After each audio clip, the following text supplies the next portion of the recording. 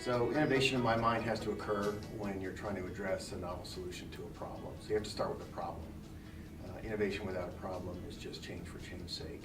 That tends to be how we look at it. Finding a hard problem, something that an innovator can be passionate about, is one of the key areas, and that's something that the government certainly has. They have unique challenges that are different from industry, they're different from the retail market, they're different from the financial industry, different from the travel industry, and therefore you can apply some really creative talent to solving some hard problems there. You need to have someone who's passionate about solving those problems, and you need to have money. If you don't have money, there's no way to pay for innovation, and innovation dies. And we have a saying in LGS, the best solution in the world isn't worth a darn thing if it doesn't solve a hard problem and nobody's willing to pay for it. So the government's a great intersection for all of that. They've got real problems, they attract high quality talent in the innovation area, and they have money, they have programs, they have defense laboratories, they have individual agencies and even individual missions that pay for innovation. I'll give you a couple of examples. One of the areas is in RF communications. We're rapidly running out of communications bandwidth, and you can't invent more spectrum. It's like real estate. Once you run out, you're out. So you've got to find creative and novel ways to reuse the spectrum that we have. We have applied our innovation engine to solving those hard problems by coming up with RF spectrum sharing technologies, as well as moving out of the RF domain into the optical domain, where we don't have the confliction and the wave propagation problems that you have in RF communications. So there's a couple of examples of where we apply our talents to solve real hard problems, and there's a customer willing to pay for it. Silicon Valley is really not where innovation takes place. It's where innovation goes to find a market. When you meet with Silicon Valley companies, and we do this, I'm also the chair of the Technology and Innovation Council for INSA, and part of our job in INSA, in this industry association, is to pull technologists and innovation from the non-traditional areas into the government marketplace and connect them with buyers, connect them with real missions, with real programs. We meet with companies from Silicon Valley in that capacity. They went to Silicon Valley to find money.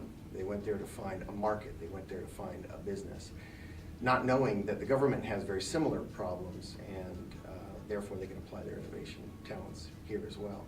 So what I would advise somebody who's looking to take their innovation to Silicon Valley, consider the East Coast Silicon Valley right here in the Washington, D.C. area. There's an appetite for new ideas, for new creation. You can make real money here, and our customers always pay their bills, and at the end of the day, you're going to keep people safe, you're going to preserve democracy, you're going to protect the environment, you're going to do things that you feel really good about in the end. I became, I don't know that it was a pivotal point. I was that kid that took everything apart. I was always a mechanically minded kid. My mother could leave me with a box of Legos for hours, and I'd build what was in the instruction set and then go off the instructions and create my own little creative solutions. I was just that kid that always took things apart. I think a real pivotal point for me was in high school, in physics class. I had a physics teacher, Evelyn Euler. I still remember her name. I've since lost touch with her. But she was really passionate about physics. She was the person who dressed up as Isaac Newton with a toilet seat cover on her head and rode the skateboard down the hallway juggling apples, teaching us conservation of momentum theory.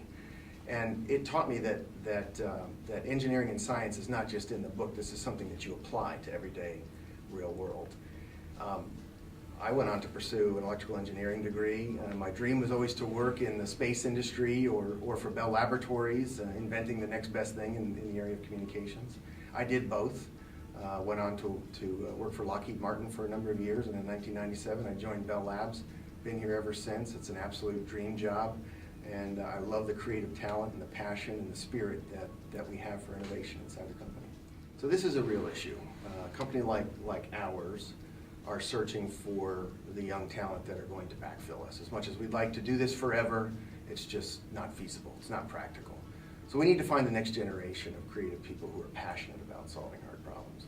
What makes it difficult in the GovCon environment is nationality and the ability to obtain clearances and export restrictions and so forth. If you go to the top 10 STEM schools around the country, you're going to see a mix of American and non-US kids who are pursuing these degrees. we're really limited to those U.S. citizens or those who can obtain citizenship and work on sensitive or classified programs.